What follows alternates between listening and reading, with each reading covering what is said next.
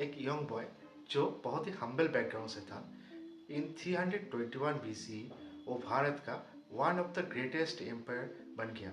आप लोग समझ चुके हैं मैं किसके बारे में बात कर रहा हूँ। ये कहानी है चंद्रगुप्त मौर्य के बारे में, जो मौर्यन डायनेस्टी के फाउंडर और पहले रूलर थे।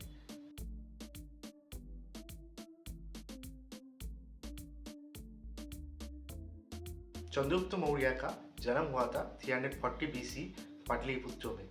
उनके पिताजी थे मौर्यन क्लैन के चीफ और हेड भी कह सकते हैं। और उनके माताजी के बारे में कुछ ज़्यादा पता नहीं है, बट इतना पता है कि वो बहुत ही कॉमन और हम्बल बैकग्राउंड से थे। चंद्रगुप्त के पिताजी एक युद्ध में मारे गए और उनके जो माताजी थे वो किसी कारण से मारे गए जो अननोन है। इस वक्त चंद्रगुप्त की देखभाल करने के लिए कोई नहीं था, तो उनके मामा जी ने ये किया कि उनको एक गरीब किसान के फैमिली में छोड़कर चले आए, जो फैमिली उनको पाल पोस कर बड़े करे। बट कुछ वक्त बाद वो फैमिली भी उनको एक शिकारी के पास छोड़कर आ जाते हैं। वहाँ पर कोई नहीं था उनके लिए।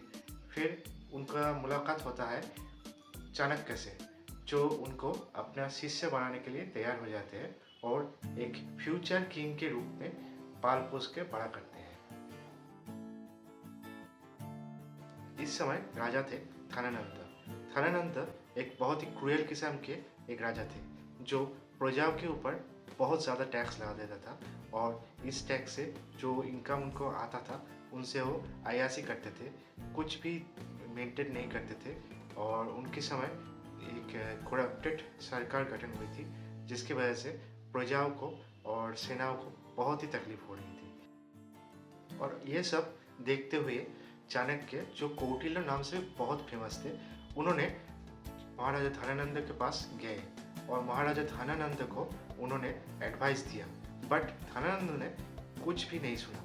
उल्टा उन्होंने चाणक्य को बहुत ही ज़्यादा बुरी तरह से अपमान किया और इसके बाद उनको वहाँ से भगा दिया गया।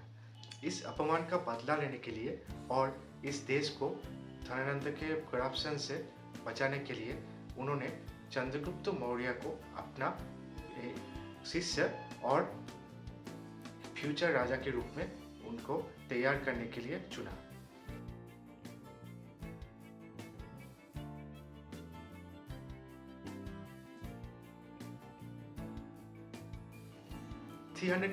BC में चंद्रगुप्त मौर्य और धनानंद के बीच में नंदा मौर्यन बैटल शुरू हुआ, जो बैटल 2 साल तक चलता रहा और 321 BC में आखिरकार चंद्रगुप्त मौर्य ये बैटल जीत गए और इसके साथ साथ भारत में स्थापित हुआ मौर्यन डायनेस्टी का रूल।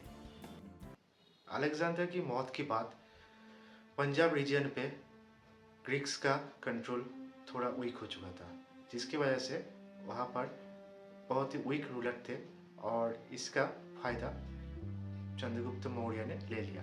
उन्होंने 317 BC पे मायाला केतु पर आक्रमण किया और उनको अपने साम्राज्य का हिस्सा बना लिया। उसके बाद 316 BC पे उन्होंने तक्षशिला पर आक्रमण किया और तक्षशिला को अपना हिस्सा बना लिया।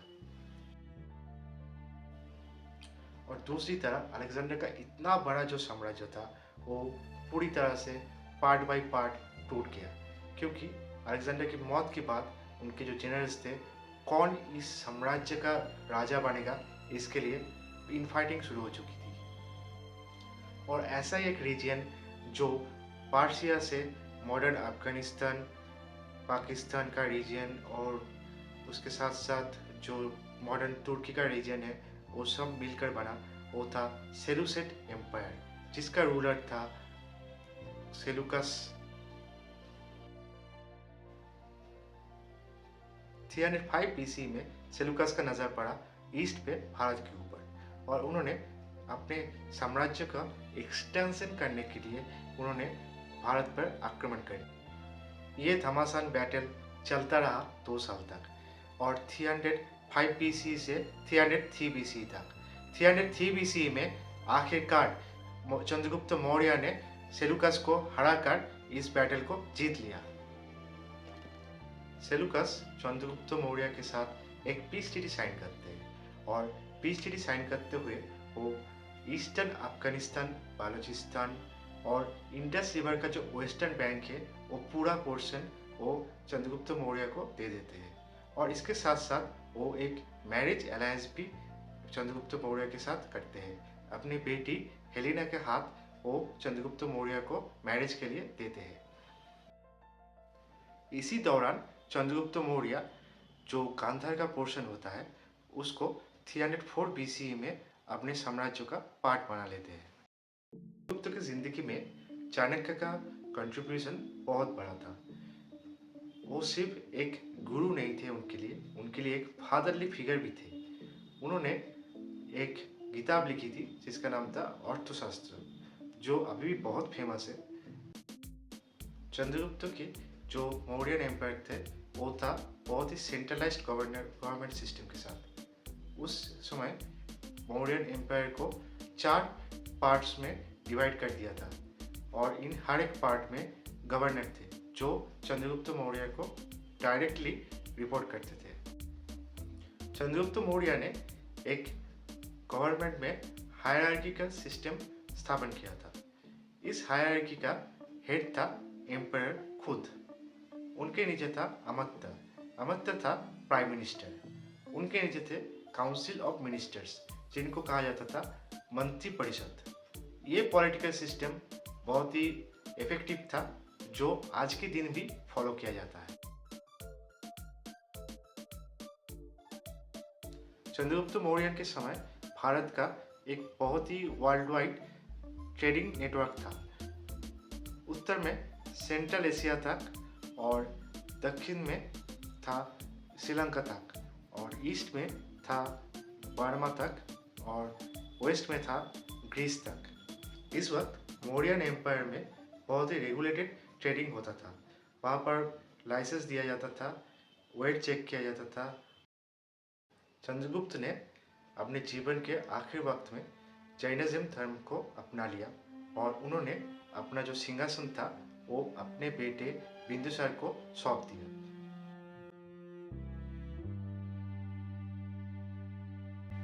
और उन्होंने आखिर के जो दिन थे वो साबरना बेलागोला पर भद्रबहु को समर्पित करते हुए फास्टिंग शुरू की और फास्टिंग करते हुए उन्होंने अपना जो आखिरी सांस था वो त्याग दिया।